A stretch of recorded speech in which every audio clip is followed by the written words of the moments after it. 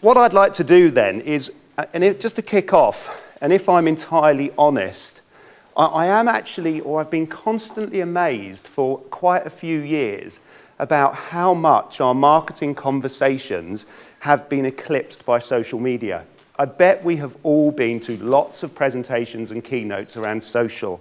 And I agree, social is a very important channel. I also agree that business is becoming absolutely more social in its kind of modo operandi. But what I'm going to talk about today is, or spend 45 minutes talking about, is something slightly different. I'm going to talk about something called content marketing. And content marketing, I mean, it may be considered the new kid on the block. Maybe it's the latest fad. But what I think it is it provides a very kind of simple and unifying theme for joining up all of the things that we do. And that really is the key message, really. It is really around joining stuff up. So I think that what it does is it provides a way of delivering better integrated digital destination marketing. That's what I'm going to talk about now. So Jose has already done a better job than I can do at introducing myself. My kind of working life is an interesting one because, yes, I head up the digital marketing team at Visit Wales. I also, through the consultancy business, get involved with other destinations. So more recently, that's included Malaysia. And there was an interesting chat about, presentation on Malaysia yesterday. It includes Portugal over the last 12 months. But beyond the tourism and travel stuff I do, I also get involved in a whole load of different things, which are kind of quite diverse. Fashion, online retail, plant and equipment hire. It's not that sexy. It's interesting, though. And charity and a whole lot more. And of course, the speaker this morning said exactly, something I really believe in is that what I get the opportunity to do is to kind of take concepts and ideas from one space and apply them to the other. And I guess that's what I'm doing now in terms of the content marketing story I'm going to tell. So what I'd like to do is I'd like to do 5 things. I want to try and persuade you that destination marketing is fundamentally a content-led business. And then I want to go on to kind of try and answer 3 questions. How can we deliver better integrated digital marketing? And this thing called content strategy that I'm kind of trying to enthuse you about, how can that help us join things up? And then importantly, because my kind of work is, I think, somewhat different from yours in that I kind of am involved in working in real warts and all organisations and trying to move things on and make things happen. So I've got a few thoughts around how do we make these things happen within the real organisations that a lot of us come in contact with. And then finally, testing an idea here really. Within that whole content-led side of things, I want to test an idea with you around what I think is the big opportunity for destinations in terms of content and content marketing. And I hope that what I'm going to tell you is a bit more than a content marketing story. Yes, it is absolutely about joining things up, but it is also about making the complex simple. And I hate to say it, but for me, that's really important. I think that certainly within digital marketing, we are sometimes guilty of overcomplicating things. And for years, we've been focused on platforms and tech, when really we want to try and find a simple way through something that is actually quite complex.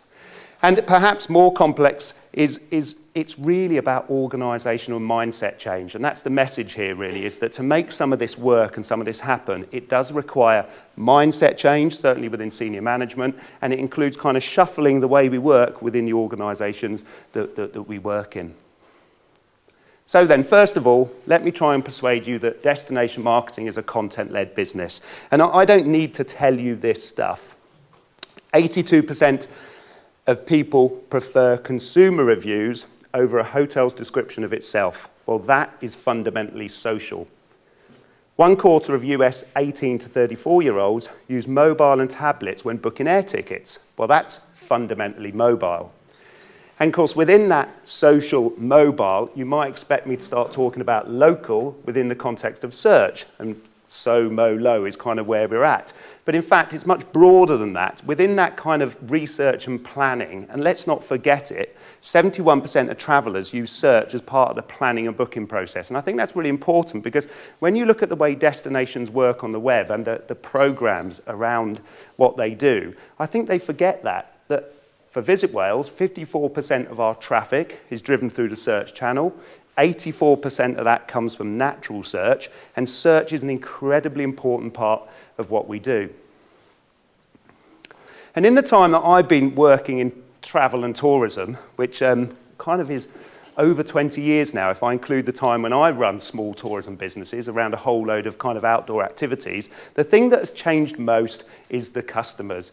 And this concept of kind of one screen, two screen, three screens, this kind of convergent lifestyle and incessant multitasking we're all kind of ingrained and involved with, has made a real big difference in terms of the space that brands, destination brands, and any brand has to work in. And if you don't follow a guy called Gerd Leonard, he calls himself a media futurist, I suggest you do. And what he'll talk about is this concept of the "and" economy. You know, we heralded the end of TV, the death of email. In fact, actually, it's the whole bunch of things all at once now, isn't it? So it's become a very complex space to work in. And this concept of, if I talk about paid, owned, and earned media, how many people kind of have an idea around what I'm talking about?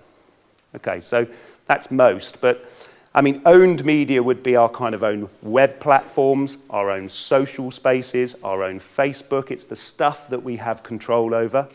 Paid media is exactly what it says, stuff you pay for, stuff you buy. And earned media is all of those conversations that go on across the web about your brand and around your kind of brand story. And learning to live within the earned media space has been a quite challenging place to kind of sit themselves in for destinations. And of course, enter the tourist board, right? We know and understand the tourist board. Here are a bunch of guys whose heritage is kind of built in a campaigns-led mentality. These guys are used to shouting from the rooftops and having a one-way conversation with their customers.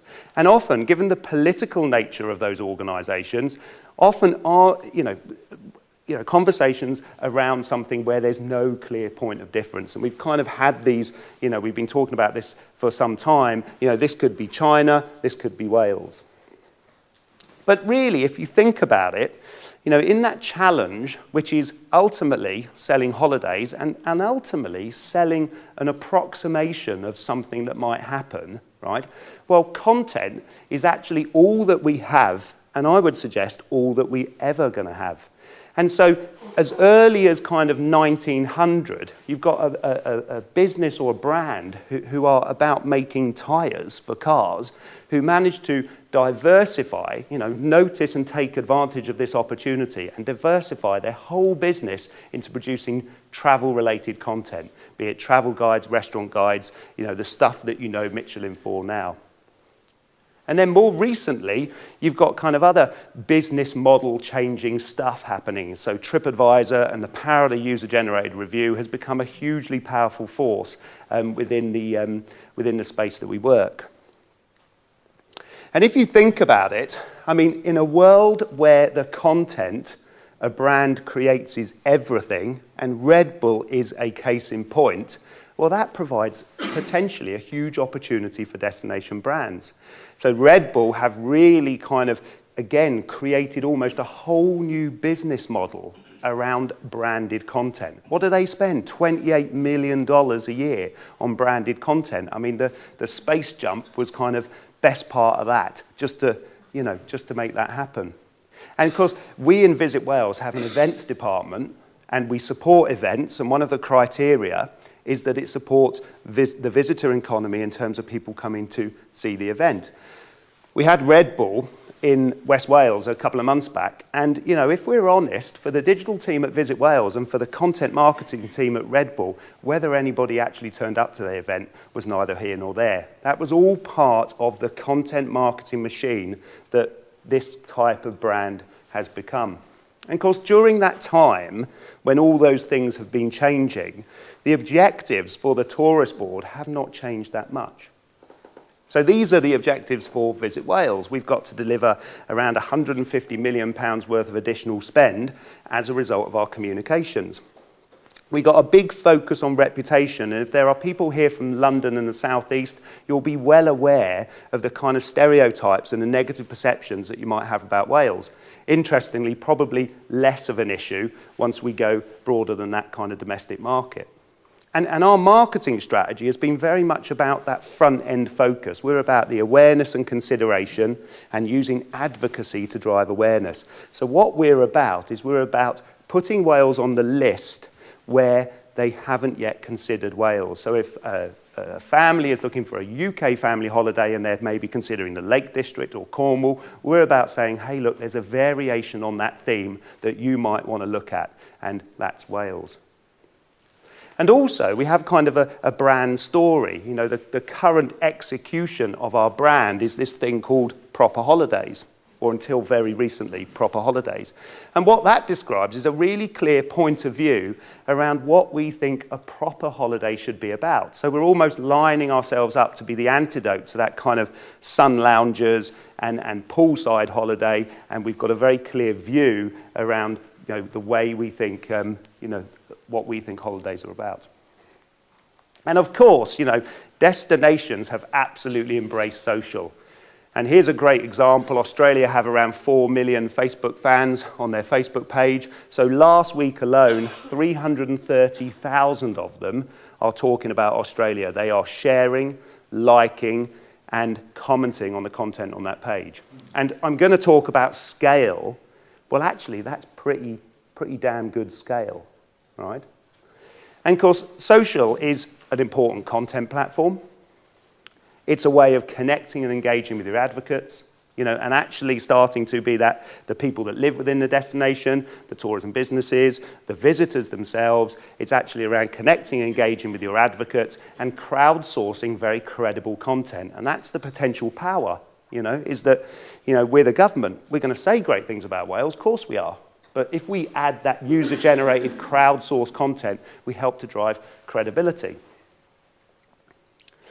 I mean, what is true is that, you know, some of this kind of, the work that we do across social media, I mean, for that to really fly, and what hasn't changed, you know, within the context of destination brands and marketing, is that brilliant ideas are so important. So there's an Australian example there again. We've probably seen this one, Queensland Tourism. 35,000 job applications for, you know, the advert of caretaker on Hamilton Island. That drove 8 million unique visits to their website with an average dwell time of 8 minutes. And this sort of thing, I mean, these kind of numbers based on a brilliant idea are actually at reasonable scale. Having said that, social becomes with challenges, and I think that there are three kind of key challenges. I mean, the first, in terms of kind of your branded, your owned content, that message through which you have control, there are issues around trust. Of course, we're going to say great things about Wales. We're the government. Control, perhaps less of an issue in some respects. You know, we've kind of got to grips with the fact now that we have to be present on social media, we have to be relevant, we have to be engaging. But some of the stuff that's in the news over the last kind of couple of months, you know, certainly within the kind of UK across the BBC, is sort of bringing up that, you know, within that earned media space, there's kind of some quite interesting sort of issues around control. But the big one for me, having been involved with these sort of campaigns now for quite a few years, is actually scale. I mean, Australia, through those two examples I provided, just drove great scale, yeah? But that doesn't happen immediately. And scaling what you do across owned and earned media, your websites, your social spaces, is actually quite difficult and takes time. And that's why I think that really our conversation needs to move beyond just social media. We need to start talking about integrated digital marketing, or integrated marketing in a broader sense. And so this is work in progress. How can we deliver better integrated marketing? Well, you know, I'm not entirely sure, but I'm just going to try and offer up a couple of examples that might kind of allude to the way that we can do this. I mean, certainly what we've got to do is we've got to start to think beyond paid media. Okay, so in Visit Wales, we have a campaigns team that are largely about paid media activity. We have a digital team that are largely about this thing called earned and owned. And of course, when the paid media and the big marketing campaigns go dark, there is no attention, there is no conversation. And what this is trying to say is that there is potential to build attention in the longer term through earned and owned media. But more than that, what we can do is we can start to use the paid media to essentially amplify what we're doing. And that's really one of the clear messages here, is that the way we use paid media is slightly different. It takes a slightly different approach. And this is something that, I kind of pick up, over the day and a half that I've been here, that there's a very strong storytelling theme to what we're talking about during this conference. And I think that's really, really strong and really valid. What that is a content calendar, right? And that's a pictorial representation of something that actually is an Excel spreadsheet. What we're getting better at now is we're getting better across all of the things that you can see and do in Wales. We're getting much better now at organising those into themes. And what we can do in a very practical sense is start to organise those into themes that allow us to tell that brand story. And of course, the one that I mentioned is this thing around proper holidays, so that we're starting to drive consistency across our communications. And if you are involved with teams on the ground doing this sort of stuff, this is a really, really practical, actionable thing. And the reason that it is that you've got people working in different silos. And it doesn't matter, actually, whether you're working in tourism marketing or underwater basket weaving or anything else, right? But what it helps people do is see and understand the way content is developed and managed across the business. And it starts to help people do their job more effectively. And that's why some of these changes that we kind of may talk about, yes, they need to be top down, but using kind of content planning and content calendars, it can be bottom up too. And this is, from my kind of observation, is that if you get top down and bottom up, actually, you really do start to achieve something significant when those two things meet. And of course, at Visit Wales, we watch search like a hawk, right? And I said that, destinations, in my mind, sometimes neglect search, and because it's a big driver of traffic, it's a big driver of business. And those are the 50 top volume terms that we track. We don't necessarily target all of those terms because there are some stuff there, cheap romantic getaways, for example, that may be not entirely in line with the brand story we're trying to tell. But you get the kind of stuff. These are the things that people search for on Google who have not yet decided on Wales. This is, in marketing speak, this is called non-brand natural search. There are no Wales words there because these people have not yet decided to come to Wales. And what we've kind of got better at is that this kind of represents volumes within the holidays and breaks kind of area. And what we've got better at is we've got better at identifying opportunities. So on the top right, there's a reasonable amount of volume around romantic breaks. And that describes, a whole bunch of words, 500,000 phrases that people are using when searching for a romantic break. And if you this time last year had looked at the search results around those kind of words, you wouldn't have found Wales either directly through visitwales.co.uk or indirectly through the partners and people that we work with. So that really defined for a particular piece of work, our romantic breaks, a kind of set of objectives around getting visibility within those search engine results. And interestingly enough, we did this week win an award for this piece of work at the DMAs for a Best in Search category. And it's not rocket science, but what it is quite joined up. So let me just talk through quickly how we went about doing it. The starting point is obviously through understanding what people are searching for, we can optimize and create content on our own website. And the important words here are useful, engaging, and relevant. So we can create that kind of content hub. We can then reach out to our Facebook fans, of which there's about 280,000 of them, and we can start to crowdsource credible content. So we can go to our Facebook fans and we can say, hey, look, where are the most romantic places you have stayed in Wales? And we get, say, 380 responses. We also run on Flickr a kind of landscape photography competition because it's kind of related to the whole couples getting away, quality time, and the product that we've got in Wales.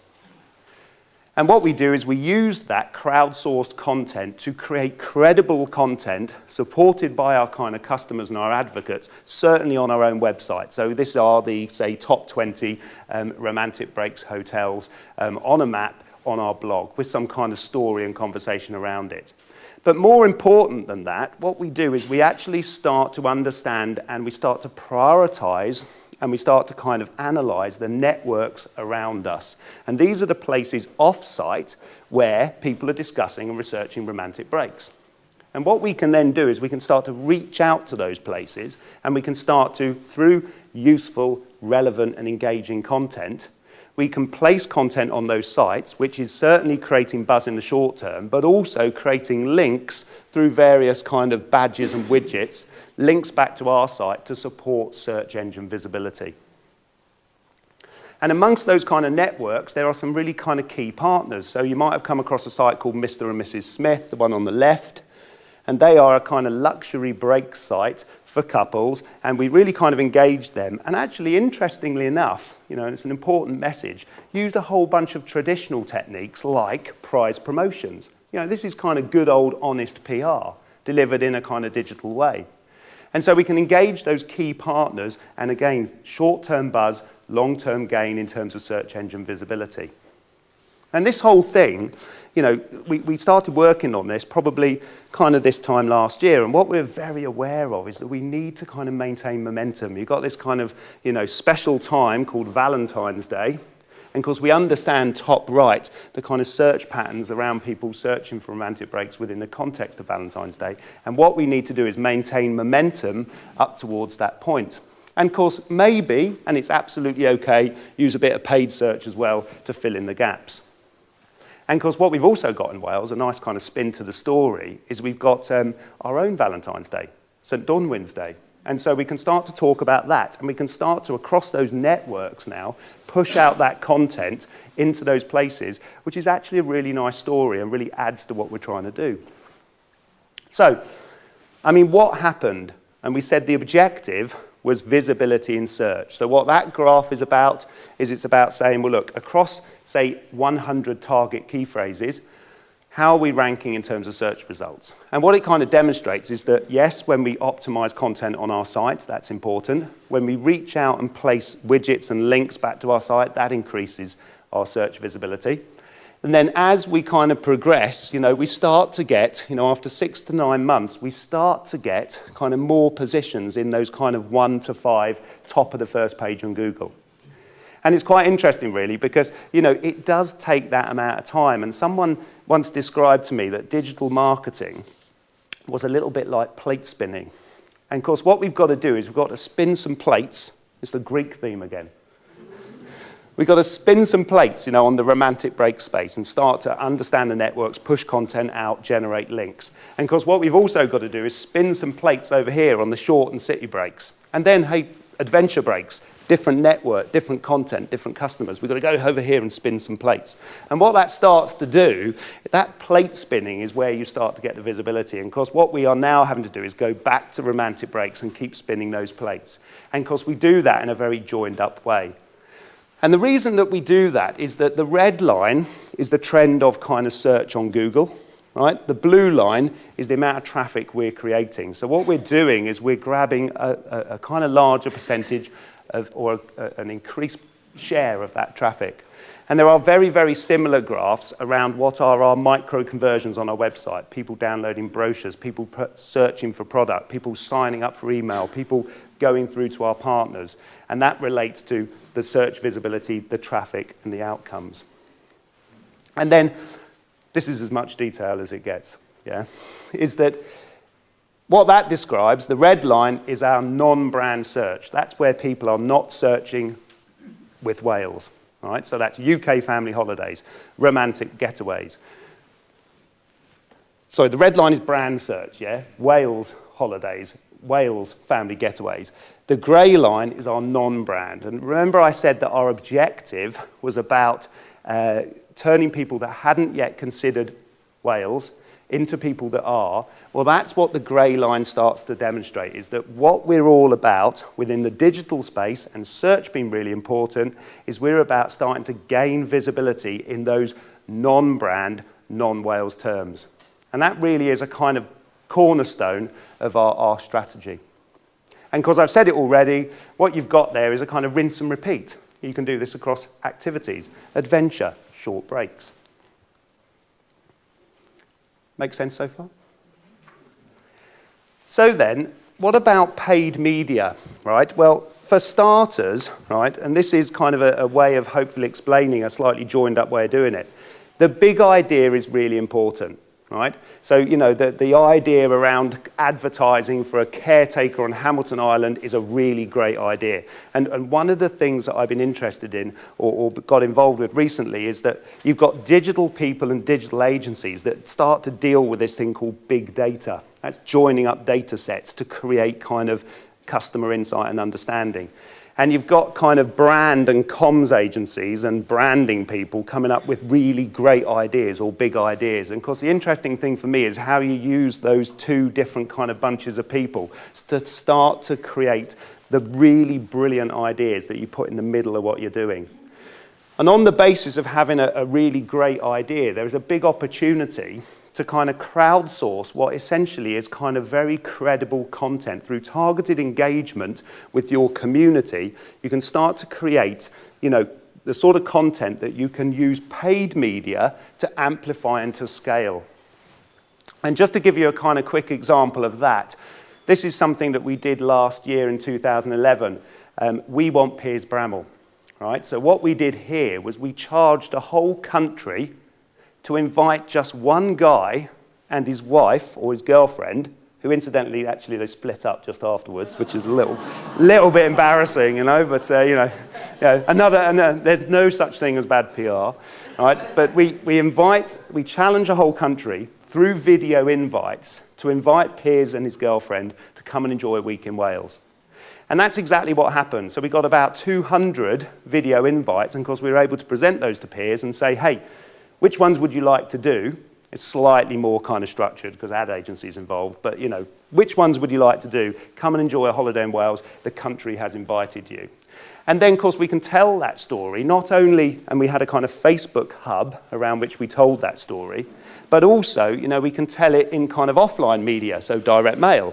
We can run broadcast TV, short slots to kind of during the time when Piers is on holiday. We can start to kind of support it with online display. So it basically is a very multi-channel campaign. You know, it's kind of target engagement, crowdsourced community content that then is amplified by kind of broadcast, traditional and digital media. And of course, if you looked at the Facebook hub, which is where we were kind of driving all of this traffic to. I mean, yes, while we're not running paid media, there's certainly kind of attention and engagement, but kind of the big learning is that, you know, unsurprisingly, once we're running paid media, especially when there's a very kind of clear click to hub kind of journey, we are generating a lot more traffic and a lot more engagement. And so what happened?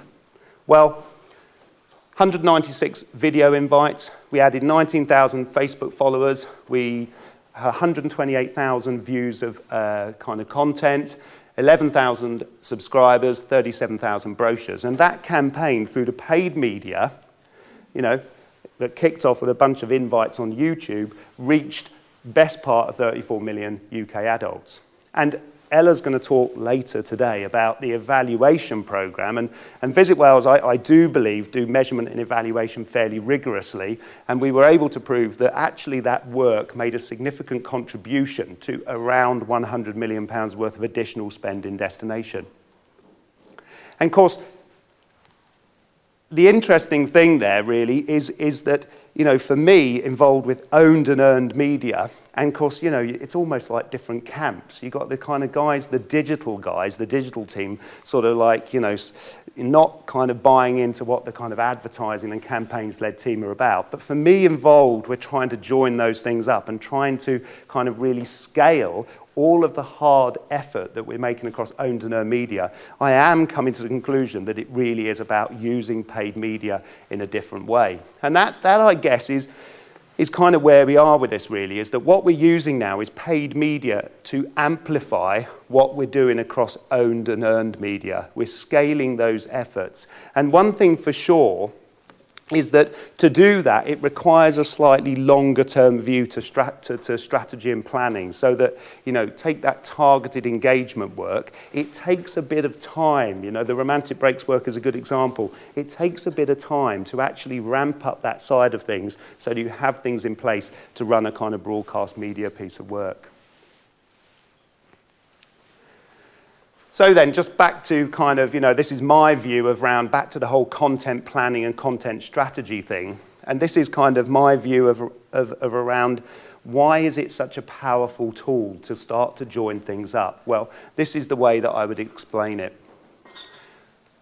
We're kind of aware of that. As marketers, what we do is we create models that maybe are not a perfect description of reality to understand the things that we do. So there you go, that's the marketing funnel. We chuck as many people as we can in here, we make as much effort as we can and hope that we get some buyers out the back end.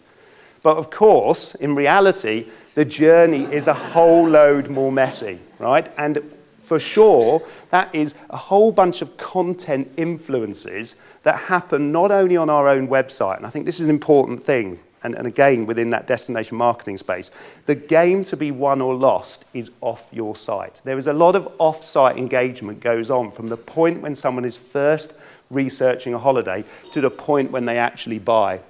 And not only are you getting buyers coming out of this process, but you're also getting contributors. And of course, in terms of marketing and planning and strategy, we've got to think, well, how can we influence the contributors to help support our business objectives? And it's a whole load more messy.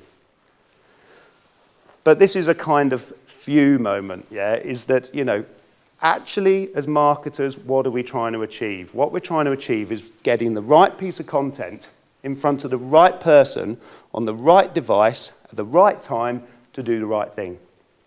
And what that is that's content mapping. That's mapping content to the customer journey. And the reason why it's good is that it keeps you focused on the customer and the content and takes the emphasis away from the platform and the technology. And what it can be done is you can apply that process to, be it natural search, social, PR, your website, paid search. You can apply that sort of mantra to each of those channels. So what it really is describing is a way of actually joining up what are disparate channels. And of course, what we need to kind of support that is also the data side of it, the understanding, the number crunching across each of those channels. So the strategy and the data support an integrated approach. And while we're talking about data, or while we're talking about numbers, it might worth be kind of just mentioning what our objectives of specific pieces of content might be. And in my mind, those first four things on the left-hand side, useful, engaging, findable, shareable, those describe four important objectives for individual pieces of content. And what we can do is we can track those useful, engaging, findable, shareable objectives through to particular digital outputs, traffic to site, downloads of brochures, to particular business outcomes, actually people buying product and arriving in destination. And if you think about it, if you do anything to do with digital, you'll kind of quickly realize that those four things, certainly useful, engaging, and shareable, are trackable easy through your web analytics. The findable, i.e. how you appear in search, is fairly easily measured through visibility reporting and link tracking, but we have the tools to measure that stuff. And a bit more intangible, but magic words are those: authority is power, credibility is trust. But we can relate those kind of, the stuff we can measure with our analytics, the stuff which is tangible, to those kind of golden objectives for content. And then, of course, this is a branding conference, so I thought, let's bring it back to brand. And well, what does this mean for kind of brand purpose? And this comes back to, I guess it's the sort of thing that Simon Anholt and Robert Govers are talking about at the moment. It's three things: strategy, substance, and symbolic actions. And for me, if brand strategy is really about defining the one thing that you want to be identified for, what that does is it starts to describe the brand story and a basis of the content that you're trying to develop. Substance, if that describes the implementation of that strategy, i.e. the very real things that are going on in and around your destination or your place, that starts to describe the themes. And if symbolic actions are those things that have very kind of communicative power about them, so for Wales it was the Ryder Cup, for example, that allows you to develop particular programs and campaigns. So how can we make these things happen in the very real organisations we work in? Well, what I just want to do is share with you 5 learnings through the work that we've been involved with at Visit Wales. The first one is develop themes in line with the brand story you're trying to tell. It helps you innovate and it helps you deliver the sum of the parts and supports consistency across your communications. And that's where the content calendar comes in, and that's why it's so very, very important. What sits above the content calendar is a kind of brand story, if you like. Deliver those themes across multiple channels and develop conversations and buzz in the short term, but also ones that support longer-term strategy, and search visibility is a really good example of that. That's what we've done with Romantic Breaks. That's what we're currently doing with City and Shore Breaks. Leverage existing content assets, because that's, once you get into this content marketing space, it can be incredibly resource hungry, creating, and curating really great cost destination content.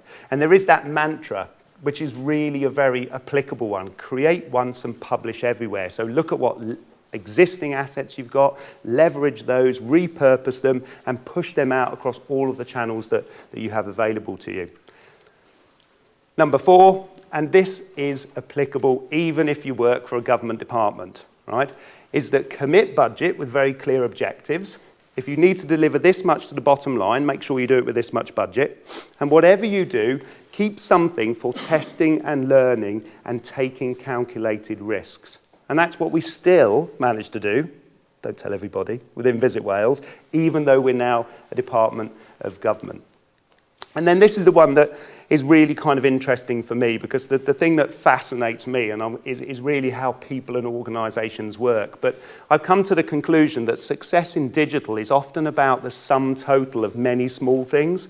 And it really does change the relationship that you have with the people that you work with, and your agencies and your consultants and your suppliers. And what you've got to do if you're managing that bit is you've got to create the right environment for those people to thrive. Yeah?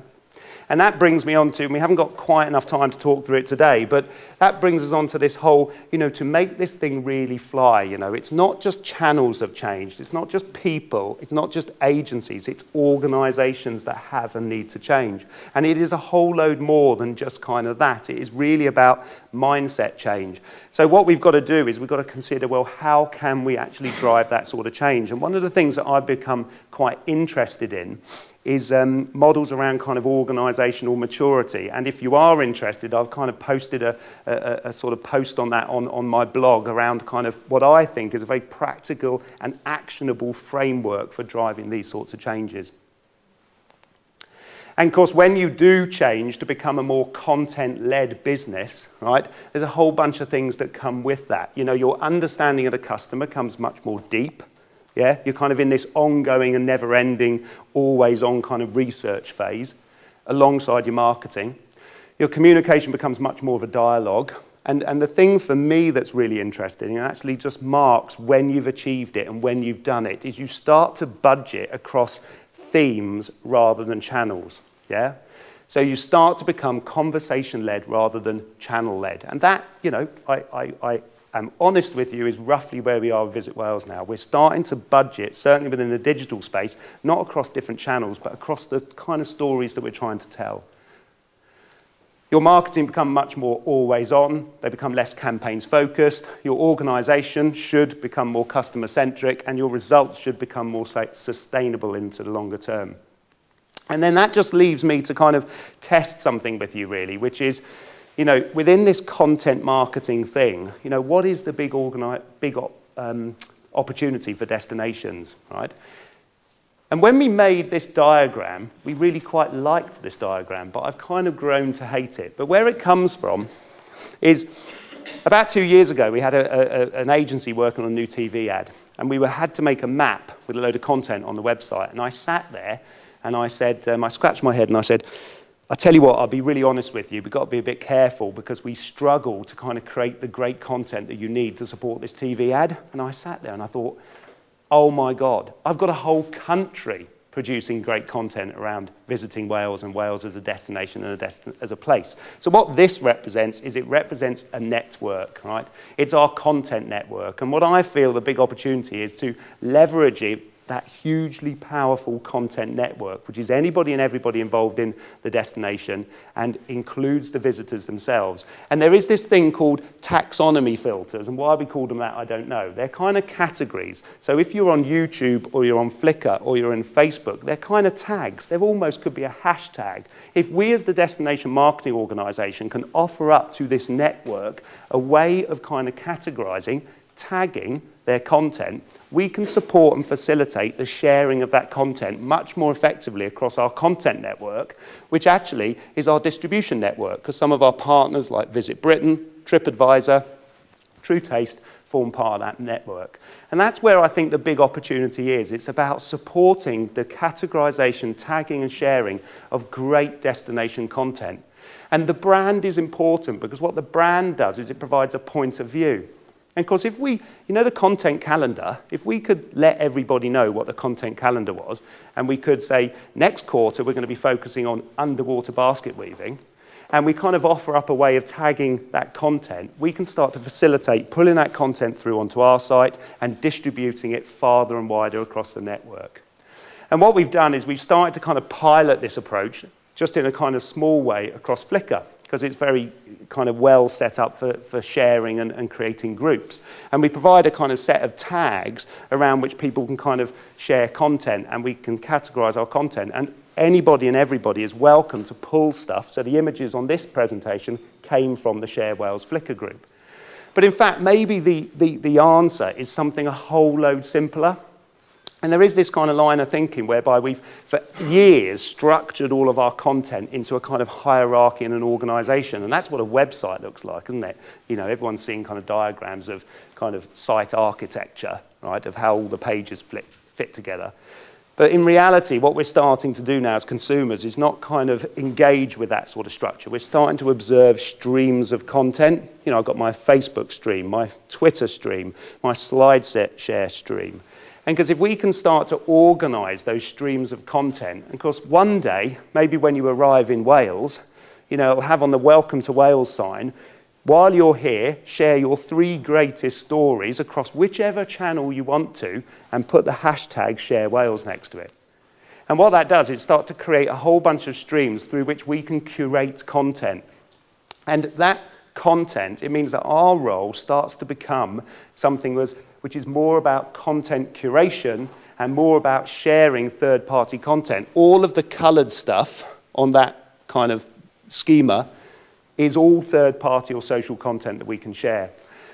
But importantly, it's content that we can invest and add content value to. And I don't know what you think, but I sometimes find that TripAdvisor, when I'm researching more broadly beyond just hotels and looking at destinations, I feel it's kind of a little bit fragmented and it's too user-generated. What we can start to do is to wrap some really great content by placing the sorts of people that write for these kind of publications onto the team that then actually wrap that curated content with some really nice added value stuff.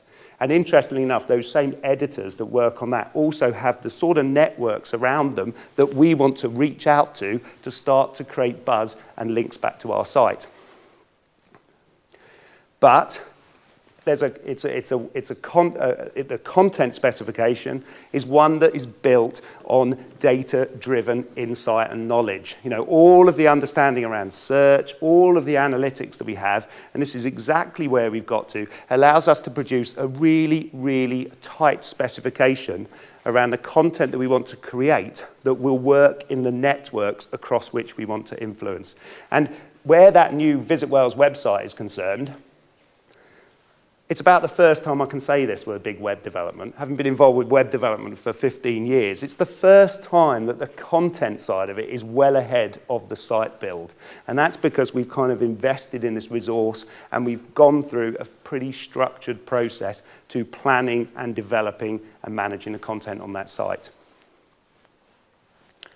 I mentioned this guy, Gerd Leonard, kind of earlier on in the presentation, and this is just one final thought, really, is that collaboration is increasingly becoming the business model of the future. And whilst it is not impossible, it is becoming increasingly difficult to achieve things on your own. And the smartest stuff is often proudly found elsewhere. And there is nothing wrong with that. That's what Gerd Leonard says. What I say is share it, embrace it, add to it, and make it better. I put the deck on SlideShare, and that's exactly what I'd ask you to do. You know, you can download that deck. These are it's work in progress, and you can do exactly that. Add to it, share it, hash it up, send it back to me, make it better, because they are kind of ideas that are most definitely work in progress. Thank you.